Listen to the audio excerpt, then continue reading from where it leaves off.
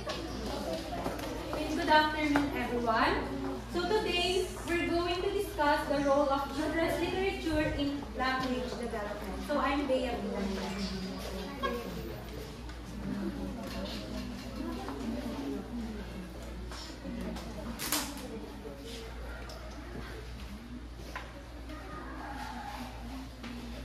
So first, let's discuss what language is. So language is the ability to communicate with others. And development is the process in which something or someone grows or changes and become more advanced. So therefore, language development in children is a foundational process through which they acquire the ability to understand and express themselves. So take note, dito sa language development, hindi lang siya basta communicate ng maayos. Instead, accurately. Kaya nga development, kasi habang tumatanda ang isang bata, mas nagiging accurate or mas nagiging fluent siya sa pakikipag-communicate at pag-express ng kanyang feelings. So, dito sa language development, mahalaga to sa mga bata kasi hindi sa kanila, ito yung magiging foundation nila para kapag lumaki sila, ito yung magagamit nila sa kanilang everyday na pakikipag-communicate, sa kanilang pag-aaral, and of course, para mas maintindihan nila ng maayos yung mga sinasabi din sa kanila. Language development plays an important role in a child's ability to communicate and express his feelings. A child can interact with others, such as his family and contemporaries. Language development in early childhood is a foundation for both mastering academic skills and social skills. So dito, nabanggit naman na mahalaga sa bata ang language development. Why? Kasi makikita na ang development ng language sa bata starting from nung pinanganak sila. Yung first cry nila hanggang sa makapagsalita sila or masabi nila yung first word nila. And mahalaga na matutukan ito ng mga parents kasi sila yung number one na mag-guide sa mga anak nila. Of course, tayong mga educators, meron din tayong role na kung saan ine-enhance lang natin or mas hinahasa natin yung language ng bata. And of course, magsisimula siya sa parents na nakasabi ko na kanina bago sa ating mga teachers. Tayo na lang yung maghahasa, tayo na lang yung mag-guide sa kanila. And the connection between children's literature and language development.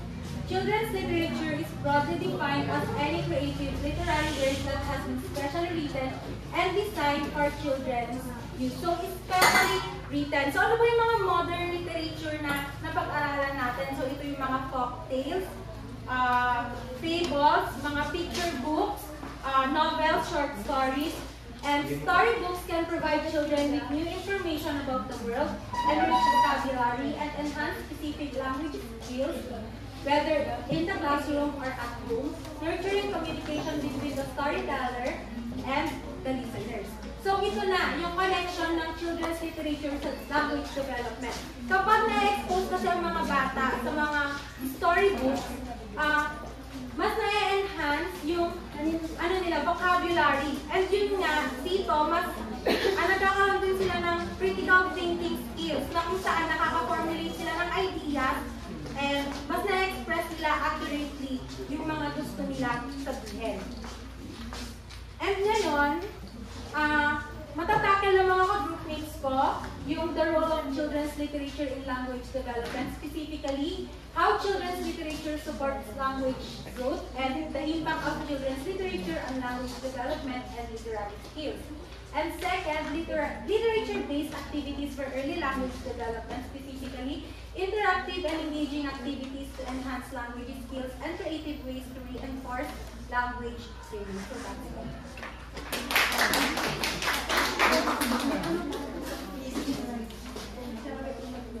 So, dumako naman tayo sa how children's literature support language. So, let's define first what is children's literature. Children's literature can be defined as good quality trade books varying from prose and poetry to fiction and non-fiction, which are written for children from ages of birth to adolescents, as well as prepared according to the developmental characteristics of children between age group. When we say prose, ito yung mga stories and novels. When we say fiction naman, imaginary tales, yung mga unreality. So when we say non-fiction, informational books katulad ng encyclopedia, dictionary, gano'n. So ang children's literature is dapat angkla siya sa characteristics ng bata, developmental niya, and the age also. So children's literature is a genre specifically tailored to engage, entertain, and educate young readers. It encompasses a wide array of literary works, including picture books, fairy tales, chapter books, and young adult novels. But it's more than just a collection of stories. It's a vehicle for imparting values, imparting imagination, and fostering a lifelong love for reading. So yung children's literature, hindi lang siya for engagement. Dito, nag-i-impart din siya ng mga values, good moral, and also yung imagination. So, the connection between language development and literacy. Nasabi nga ni Bea, kapag ina-expose natin ang bata sa mga literature, mas na-expand yung vocabulary ng bata. So, language and literacy development are major domains of early childhood development. They involve development of the skills used to communicate with others through languages, or language development, as well as the ability to read and write. When we say language development, it refers to ability to understand and use spoken language to communicate. When we say literacy development naman, it involves learning to read and write. So, the link between the two is quite natural because long before a child learns how to read words and recognize symbols, they develop and hone the skills required to understand how language works. Additionally, before the age of 8, children form the foundation for language and literacy development by discovering that speech has patterns and symbols and meanings. As a result, successful language development is a vital part of later achievement in reading. So, sinasabi dito na dapat yung bata is ina-expose na natin, even nasa child pa sila, is ina-expose na natin sila sa mga literature. Kasi doon, alam natin na habang sila lumalaki, nag-grow or nag-develop din yung kanilang So, importance of children's literature in language development in early childhood. Language is central to human development. For the first 3 years of their lives, children are especially susceptible to external forces they encounter every day in their development of language in most cases. This means parents, guardians, and other people they see often. So, sinasabi nga, sa kasabihan nga, language makes humans, as humans, language makes humans live. Kasi without language, hindi mo naman malalaman or hindi mo naman gaano ma-express kung ano yung feelings mo, yung thoughts mo. So, reading regularly with children from a young age stimulates pattern of brain development and strengthens parent-child relationship. This, in turn, builds language, literacy, and social emotional skills that will set them up for life. Not to mention, they do as we do, not as we say. So observing adult reading books around or to them from early life to create young lovers further down our life. So ipapasok natin yung theory ni Albert Bandura dito, which is the social theory. Na mas through observing and emulating yun, hindi yung through yung sinasabi natin dito. So language development lays the foundation for the reading and writing skills in children as they enter and progress through school. Language is needed for all aspects of their education in the classroom, as they connect with peers and teachers, and throughout their lives as they grow into adulthood. So developing language skills is of absolute significance for every child's progress in later lifespan, both as social beings and personal education. So sinasabi dito that through children's literatures, na-develop natin language development nila kasi their academic success also nag-contribute tayo sa academic success nila. So a strong language foundation helps children understand lessons, follow instruction, and express their thoughts clearly in school. Also, sa social communication, language enables children to interact effectively with peers and teachers, building friendship and social skills. Sabi din dito yung lifelong impact. As children grow, strong language skills support problem solving, critical thinking, and professional success.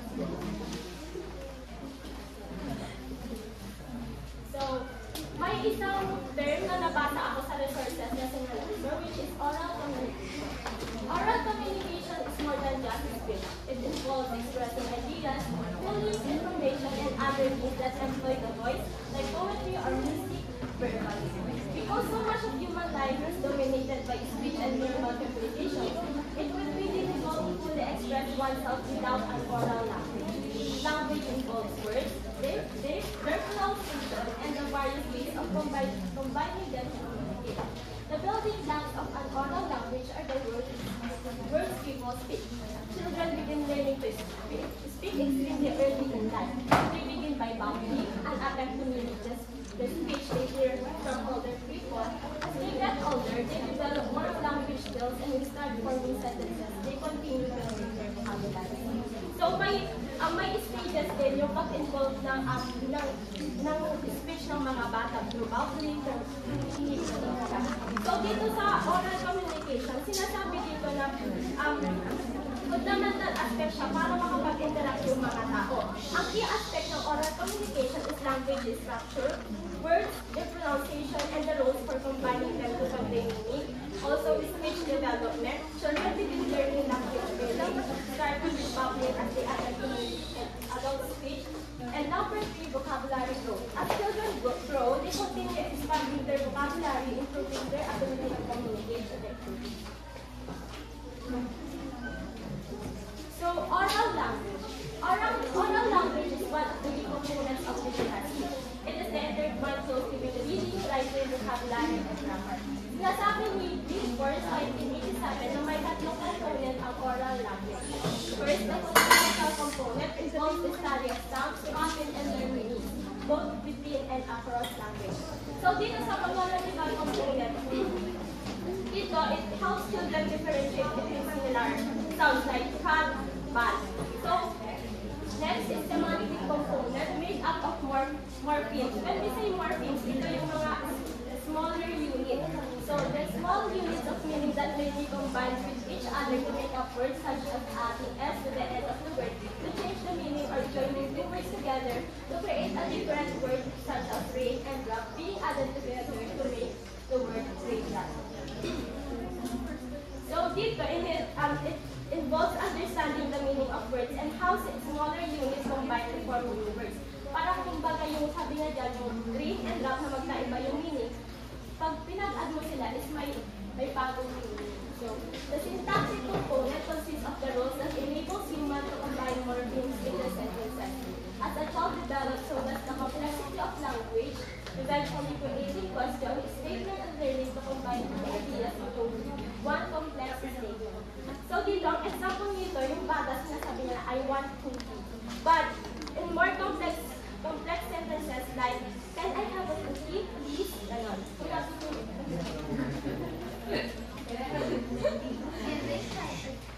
So, it is believed that there are three dimensions when it comes to developing language comprehension. The physical component, the environmental dimension, and the social dimension. The physical dimension refers to the rate at which a child brain is developing in correlation with their age. So, sinasabi dito, biological development siya sa bata. So, language acquisition depends on brain maturation, meaning younger children may have limited comprehension compared to older children with more developed cognitive abilities. Next is the environmental dimension, includes where the child is living, is it remote or in a city, what is the child's parents' socio-economic status, and to what degree the child's parents were educated. Ito, ipapasok natin yung giving ni Bronfen Brenner dito, which is the bioeconomical theory that maraming factor na nakaka-instrument sa pag-develop ng bata. And also, the social dimension refers to how frequently they are seeing people or different age brackets. As a child is more likely to gain greater vocabulary knowledge by talking to an adult or as opposed to another child. So, social dimension, language development is influenced by social interaction, particularly with individuals or different age groups. Conversation with adults expose children to a wider vocabulary and more complex sentence structures compared to peer-to-peer communication. So, mas maigi na expose din natin yung mga bata sa kanila nilang age and also sa mas matanda.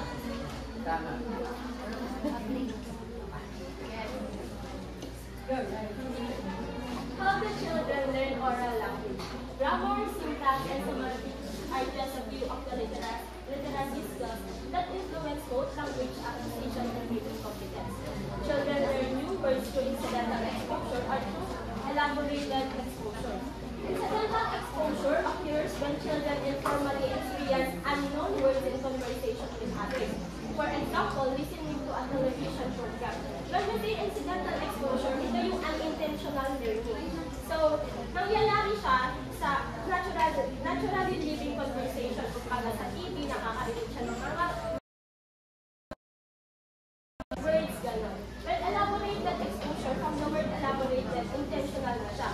More intentional approach in which children encounter new words reading a storybook or conversation accompanied by meaning-focused exploration delivered by an adult. Kumbaga sa teacher, pag nagtuturo siya or nagpapasa siya ng story, kapag nagtatanong yung bata is sinasagot niya ito direct. So, children's literature can even help children to learn.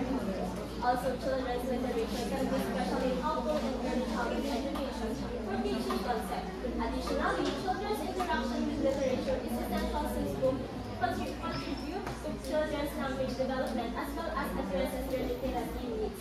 So, children's literature plays a critical role in language development through play and contains many opportunities to facilitate language development. And it should be viewed as a sound resource to support development in all areas of literacy. By providing both implicit and explicit instruction allows the child to succeed when it comes to language development. It provides a language-rich environment full of experiences and opportunities to give the child a foundation to support their future education.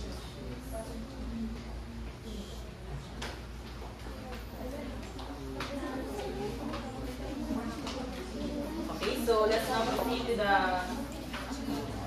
that should be the impact of children's literature on language development. So first we have the language development. We have A, vocabulary and language patterns. So we have here certain bullets. So first we have exposure to new words in context improves retention and comprehension. When children encounter new words in meaningful context, they are more likely to remember and understand them, strengthening their ability to apply these words in conversation. Repetitive and predictable language patterns found in stories reinforce sentence structure and grammar, helping children develop expressive and coherent speech. Children's literature introduces rich vocabulary and diverse language patterns, which are crucial for linguistic development. Exposure to books helps children learn the correct usage of adjectives, pronouns, and sentence structures. According to Gill, 2006, as cited from Manning 2012, reading and writing skills, including comprehension, are enhanced when children engage with stories with repeated text. So, vocabulary and language patterns exposure to new words in meaningful context significantly enhances a child's ability to understand and retain vocabulary. When children repeatedly encounter words within stories, they grasp not just their meanings but also their proper usage. Okay, predictable language patterns in children's books reinforce grammar and sentence structures, enabling them to communicate more effectively. Through engaging narratives, children naturally acquire adjectives, pronouns, and various sentences structures, supporting their overall linguistic development. As Hill noted, comprehension and literacy skills improve when children read and listen to text with repetitive structure. So dito sa vocabulary and language patterns, kapag ini-engage natin yung mga bata sa mga literature na may mga repetitive text or words, mas malaki yung possibility na ma-retain ito sa kanilang utak. Kasi as they habang binabasahan natin sila ng mga stories, kapag palagi nilang na-encounter yung certain word na yon, mas mapapadali na lang sa kanila kung paano ba nila yun maintindihan at kung paano nila yun gagamitin sa pakikipag-communicate nila sa ibang tao as they grow. Okay? Next, we have the listening and speaking skills. Interactive reading helps children develop articulation, pronunciation, and conversational abilities. Reading aloud to children is a fundamental practice that enhances their listening skills. As children listen to stories, They learn to process sounds, understand spoken language, and follow narratives. This auditory engagement also encourages them to participate in discussions, thereby improving their speaking abilities as they express thoughts and ideas. Children's literature can improve listening skills and contribute to shaping their emotions and thoughts and behaviors, aiding in self-awareness, according to Isitan and Gonen, 2007, as studied from Bioreactor 2020. Okay, so listening and speaking are essential skills that contribute to child's overall language development. Interactive reading, where children actively engage with a story by listening and responding, enhances their articulation, pronunciation, and conversational abilities. So, dito kapag naman ine-engage natin yung mga learners natin or yung mga bata sa isang interactive and engaging na pagbabasa sa mga stories, mas na-enhance yung kanilang listening and speaking skills. Bakit? Kasi as we tell a story to them, mas possible din na ma-adapt nila kung paano natin ina-express yung emotion ng stories. Kasi kung babalikan natin, di ba, nung exhibition na sabi doon na the way how we should convey a story, dapat may emotions. Yes. Dapat ramdam rin natin yung story, and dapat yung story na yun, dapat nandun tayo mismo. Di ba? Yes. Kaya dapat kapag tayo nagbabasa ng story sa bata, dapat nandun rin yung enthusiasm natin na magbasa. Like kung malungkot ba yung main character, dapat malungkot yung boses. Kung masaya, dapat masaya rin yung boses natin. Kasi, habang nakikinig sila, mas maiintindihan nila kung ano nga ba yung nangyayari sa story. Kahit sabihin natin na at a certain age or nasa early years pa lang sila, ang mga bata is maano yung emotions nila. Lalong-lalo na kasi yung kapag ang teacher or kapag ang parents, alam nila kung paano basahin or i-convey yung mismong story, makakaramdam rin yung bata kung paano nga ba yung nangyayari yung sa certain story. And kapag naman na-enhance kong listening and speaking skills ng mga bata, habang binabasahan natin sila, maaari rin na ma-adapt nila yun at ma-apply nila sa sarili nila kapag sila ay nakikipag-communicate na to sa ibang tao. Hindi na sila tulad ng iba na okay ka lang ba? Oo, masaya lang ako. Kahit sa totoong buhay, hindi naman talaga. Diba? Parang mas magiging expressive sila with their emotions. Yeah. That's right. Okay, next we have syntax and grammar. Development. So hearing and reading well-structured sentences reinforce language rules. Children's literature provides examples of varied sentence structures and grammatical forms, which are crucial for developing effective communication skills. By encountering different ways of constructing sentences, children learn the rules of grammar and syntax naturally, aiding both speaking and writing. Stories often demonstrate correct sentence construction, helping children internalize grammar rules through exposure and repetition. Picture books, in particular, offer a visual representation of language, pairing words with illustrations to reinforce meaning and comprehension. Through children's literature, children can learn the correct and appropriate use of adjectives, pronouns, plurals, and positive or negative expression. It is essential to select children's books that are free from grammar and punctuation errors to prevent internalization of incorrect language usage. So, nabanggit dito na napakahalaga dapat na yung binabasa nating children's literature is free from grammar and punctuation errors. Kasi kapag binasahan natin sila ng hindi ganun ka well-structured na stories, possible na ma-apply nila or possible na habang dinadaanan natin yung stories is baka magamit nila yung wrong na paggamit ng adjectives, pronouns, and plural kapag dating sa academics na or kapag naman nakikipag-usap sila sa ibang tao. Yes. Next, we have the literacy skills. So, we have A, reading skills. Exposure to age-appropriate literature promotes reading comprehension and vocabulary acquisition. Children encounter new words in context, which aids in understanding their meanings and uses. The rhythmic and imaginative language found in children's books captivates young readers, encouraging them to explore further. Reading is a complex cognitive process involving auditory and visual activities to derive meaning from written symbols. Reading helps children process text interpretively, critically, and creatively. So dito, exposure to age-appropriate literature enhances reading comprehension, allowing them to understand and analyze text effectively. So, with this, so for example, sa isang book rather, may na-encounter, for example ako, bata pa ako, may na-encounter akong word na pinabasahan ako ng mama ko. Like for example, let's say, I don't like ice cream, says Candy. Ganyan. So parang, kapag ako, bata ko, kapag binasahan na naman ako ng ibang libro, na may ganun ring certain text, mas ma-enhance nun yung reading skills ko kasi not just the reading skill but also the cognitive aspect ko kasi na-encounter ko na siya one time.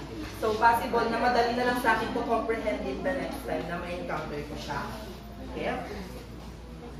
And dito, since reading, sabi nga dyan, reading is a complex cognitive process involving auditory and visual activities that are meaning from it.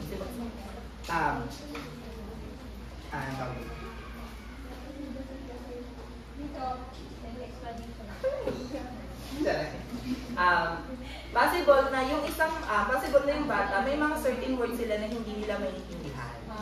Okay. Possible na hindi nila maintindihan. So, dapat tayong mga teachers or dapat tayong mga parents in the future. Ipaano natin sa kanila, ibabasa natin sa kanilang yung word and sa pinaka-simple form is dapat masabi natin sa kanila kung ano yung ibig sabihin nun. Okay? Hindi lang dapat natin sila binasahan tapos hindi naman nila naiintindihan yung word kasi what's the sense, diba? Yeah. So dapat kapag nagtanong sila kung anong ibig sabihin nito, ipabasa muna natin sa kanila and then babasahin natin and then ipapabasa natin sa kanila tapos sabihin natin kung ano yung meaning. So next, we have the comprehension development and critical thinking. Engaging with narrative helps children develop comprehension skills as they learn to make predictions, understand character motivations, and grasp story details. This process enhances critical thinking and encourages them to interpret information effectively, which is essential for both academic success and everyday motivation. So sa mga children's literature, na-enhance rin dito yung comprehension development and critical thinking nila kasi habang binabasahan natin sila ng mga stories, pwede tayong magtanong sa kanila ng mga essential questions which improves their critical thinking. Like ano nga ba yung, like for example, sa isang situation, tatanungin natin sila ano kaya yung mga posibleng mangyari sa susunod pang diba? Like, sa tingin mo, bakit kaya siya umiyak? Kasi ganito, ganyan. Ganon. Sa tingin mo ba, yung ginawa ko ni Bea kay Emmanuel, naging masaya kaya siya? Yay! Kasi, dito, na-enhance yung kung paano nila i-predict yung story. Okay? And then, sa comprehension development, dito na nila maintindihan kung through comprehension development, dito na nila, ito na yung way kung paano ito masasabi yung mga predictions. And then, letter C, we have early literacy skills. Children's literature serves as a foundation for developing early literacy skills, including letter recognition, phonics, and reading comprehension.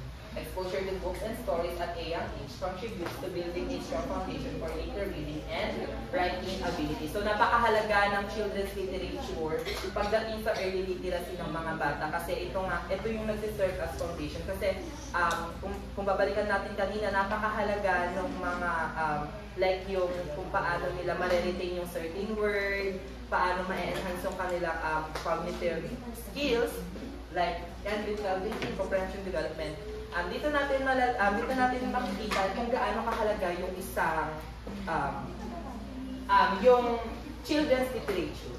Okay? Okay. Third, we have cognitive and social aspects. Letter A, we have creative thinking and imagination.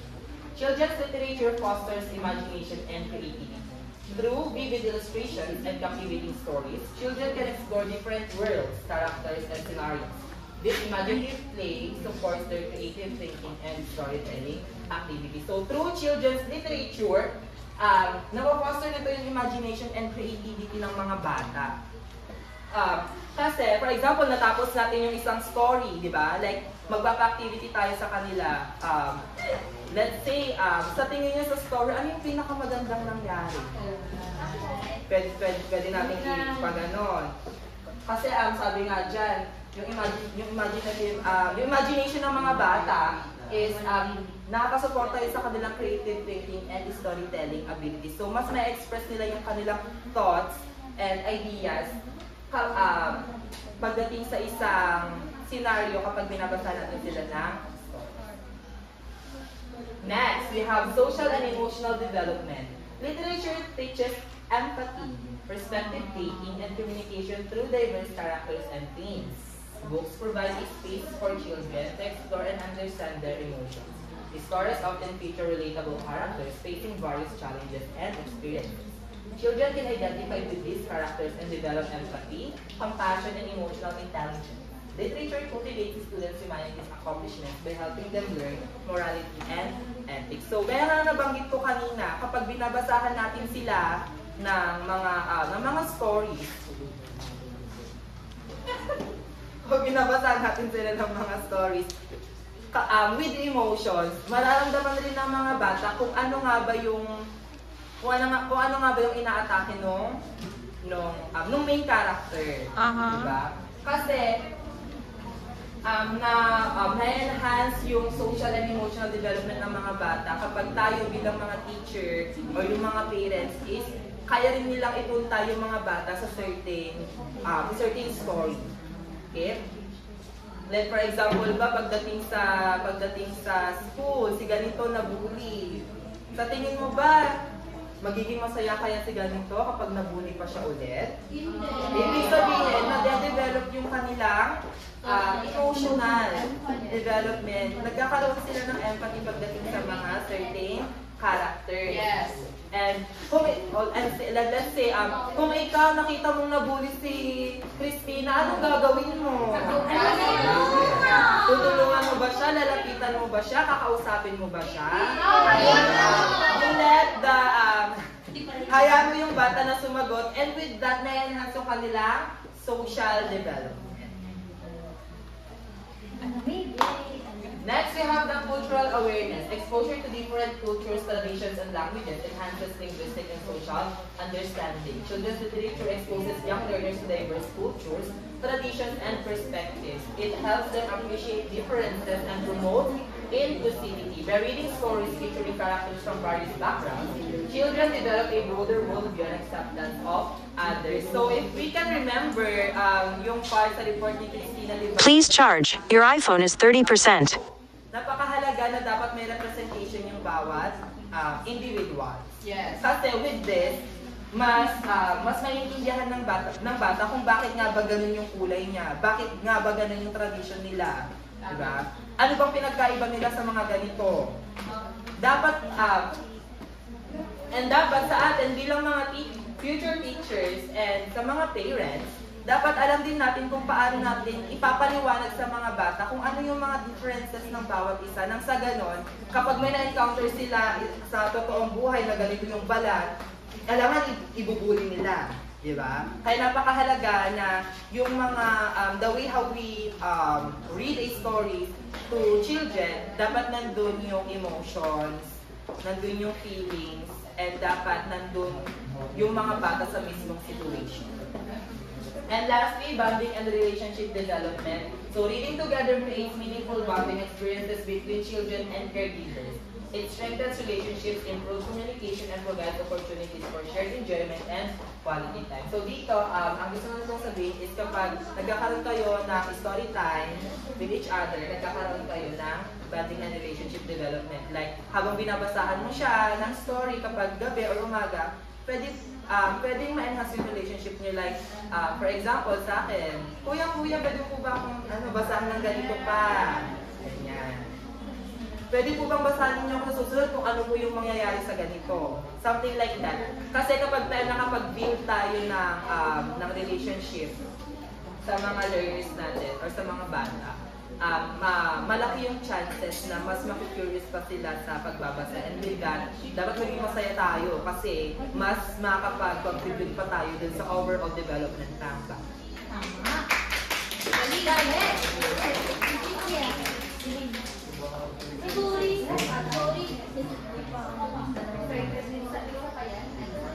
Now let's move on sa literature-based activities for language development. So, nabanggit na nga kanina yung mga reasons kung bakit importante yung literature sa pag-develop ng language skills ng mga bata. So, as teachers, importante sa atin itong mga literature-based activities para magkaroon din tayo ng mga ideas kung paano natin tayo mag-share ng mga literature or mga books sa mga bata. Inawin na na-engage sila, and since maliit lang yung attention span nila, importante itong mga activities na to para ma-engage and ma-catch yung interest. Sabi ni Benderev 2023, early language and literacy skills are learned best through everyday moments with a child reading books, talking, laughing, and playing together. Children learn language when you talk to them and they communicate back to you, and by hearing stories read and songs sung aloud. Children develop early literacy skills when you give them the chance to play with and explore books and other written materials like magazines, newspapers, take-out menus, markers, and crayons.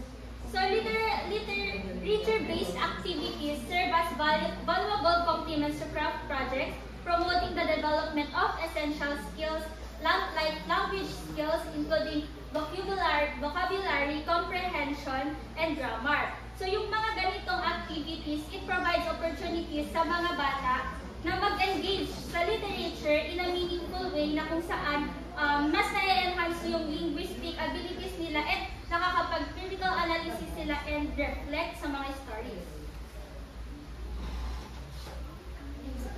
So, first interactive and engaging activities to enhance language skills is read aloud activities. Read aloud supports all areas of literacy development, exposing students to new words and grammar, increasing students' interest in reading and writing, and expanding skills like phonological awareness. So, sa pamamagitan ng mga literature-based activities na to, we can help young children na ma-develop yung language skills nila, magbasa, magsalita, at magsulat effectively na kung saan nag-enjoy sila. So, first, we have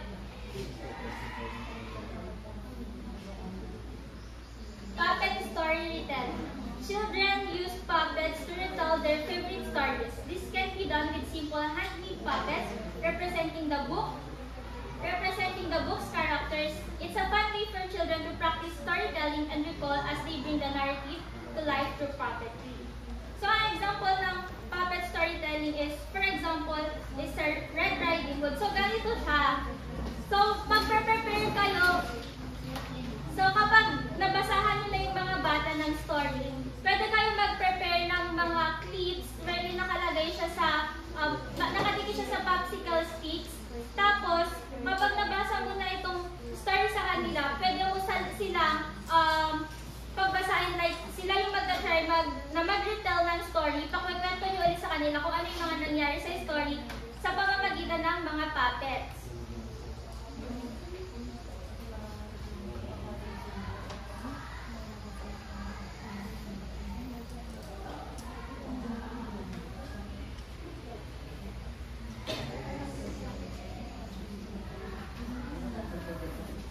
So, ayan, ganyan siya. So, for example, sa Red Riding Hood,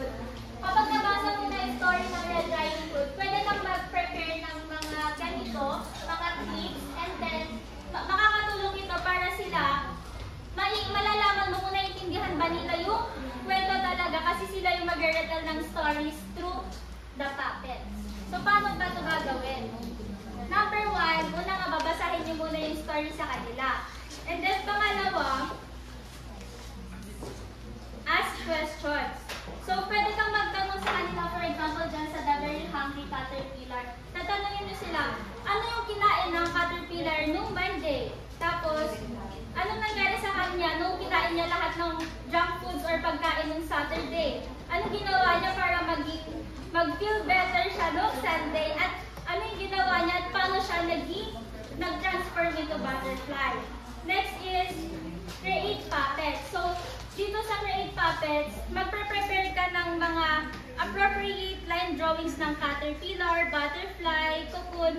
Tapos, pwede mo silang ipatry na sila yung magmili ng color dun sa mga pine-prepare mo na template ng mga butterfly. And then, sasabihin mo sa kanila na pagkatapos nilang tulayan yung mga drawing, sasabihin mo sa kanila na sila yung magkikwento ng story. Pwede silang mag-practice for a while and then they can start performing with your guidance. So, paano ba nagbe-benefit yung mga children sa pamamagitan ng puppet storytelling?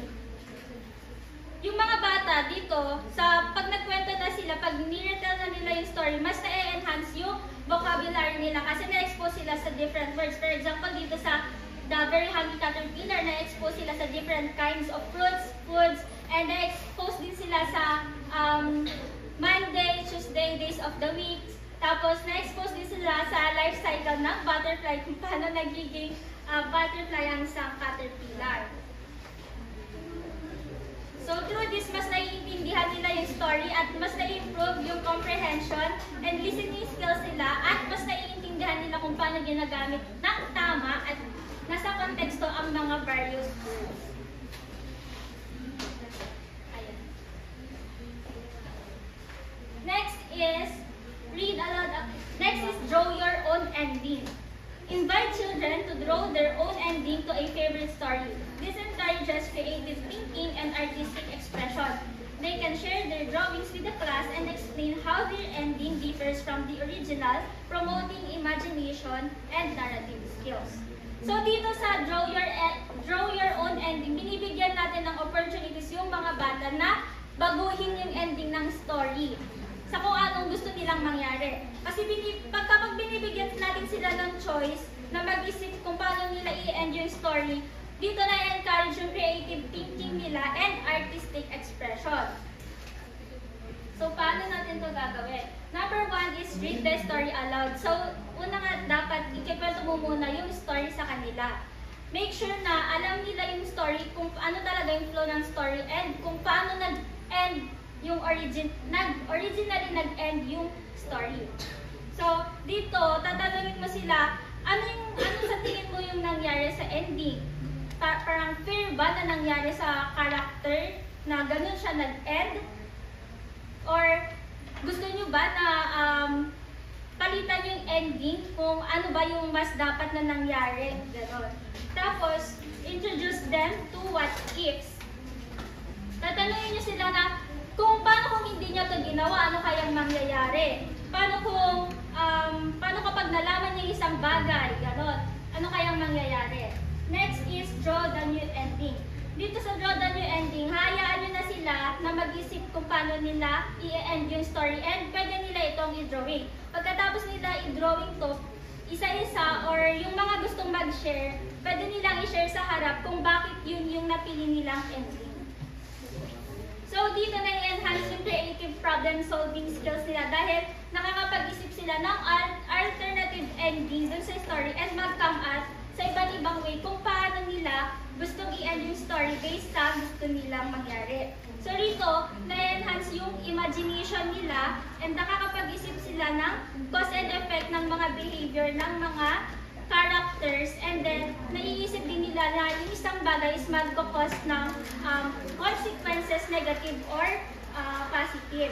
And sa huli, through the sharing kung bakit yun yung napili nilang ending, na-enhance yung pagiging expressive nila, na-enhance yung vocabulary nila, and nakakatulong din ito for them to build their confidence and public speaking.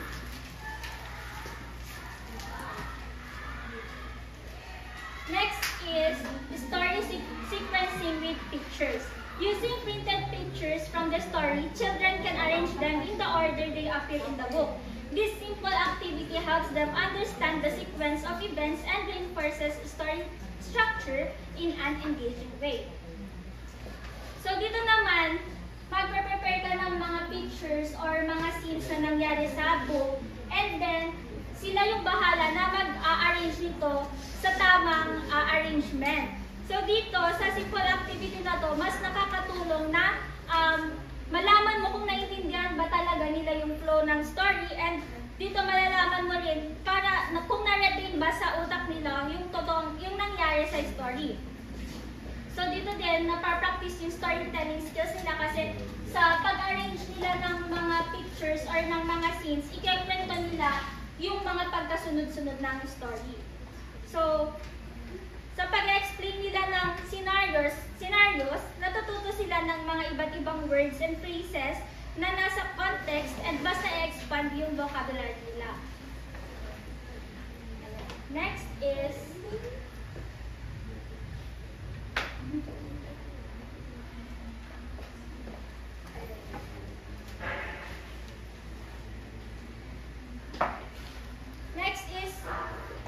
kung paano naman nabibuild yung listening and comprehension skills ng mga bata sa pamamagitan ng mga literature activities.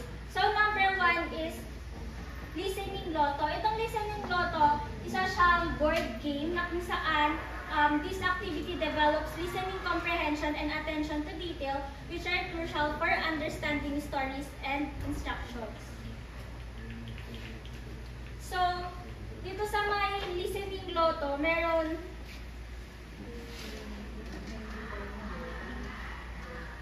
mga cards na may mga pictures. For example, meron kasing iba't ibang version nitong listening lotto. Meron yung community helpers. So, yung mga pictures na nakalagay doon is mga doctor, mga farmers, mga teachers. So, tapos meron doon is merong radio. So, papakinggan yun ng mga bata. So, magsasabi yung radio na, I help sick people. So, titignan nila doon kung ano yung nagmamatch. So, meron silang mga token na ipapatong doon sa card. So, kapag narinig nila na I help sick people, itatapat nila sa doktor. Kung sino yung una na nakapagtapos, and kung sino yung unang na match lahat, is siya yung panalo. So, sa pamamagitan nun, hindi lang na-enhance yung vocabulary nila kasi nalalaman nila kung ano ba yung tawag sa tumutulong sa mga may sakit, sino ba yung mga nagtutulong sa bata.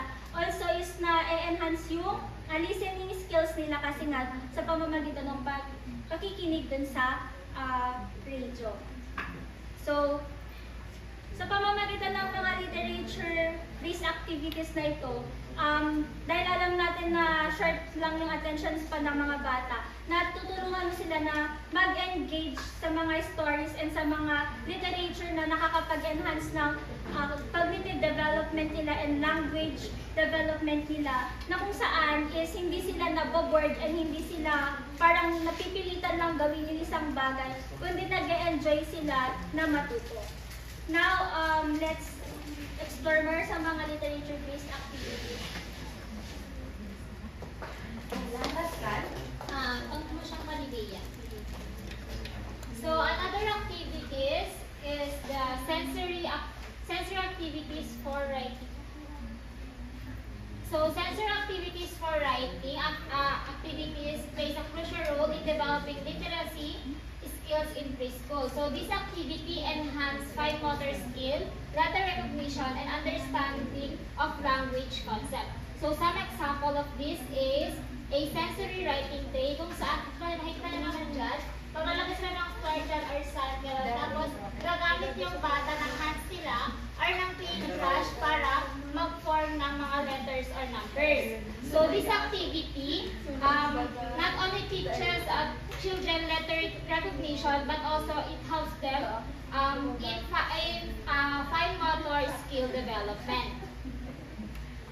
So another example is a Play-Doh letter formation kung saan is nag-shape sila ng mga letters using dough. Na-enhance nito yung motor skill, recognition ng mga bata. And also, mas na-memorize nila yung mga letters. Another activity is alphabet knowledge.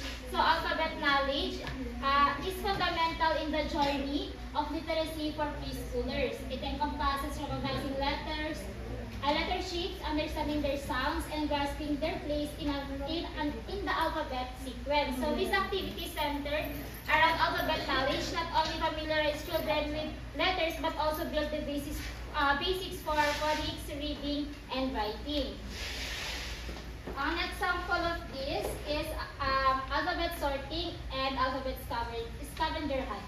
So sa alphabet sorting, nakikita nyo naman, yung mga pictures na yan is nagsisimula lahat sila sa letter P, mga pictures sila nagsisimula sa letter O.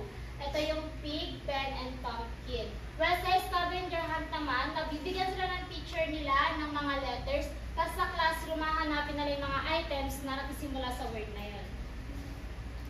So next is a vocabulary building activities.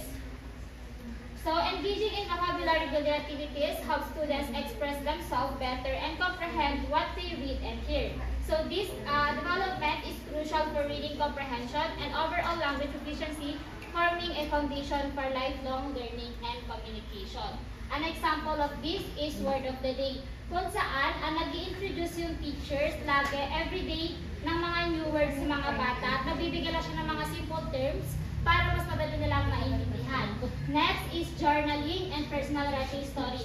So sa paggamit naman nito is hindi lang nila na-express yung sarili, na-express din nila yung sarili nila and nakakaalam din sila ng mga iba't ibang words pa. Next naman is the art-based literacy activities. So art activities helps children develop their imagination by experimenting with colors, shapes, and ideas, and it can also help children to boost their creativity and develop their confidence or self-esteem. So an example nito is yung magpe-paint sila ng self-portrait with a description. Or di kaya yung katulad kanina, gagamit din sila ng mga clay or Play-Doh or shaving cream.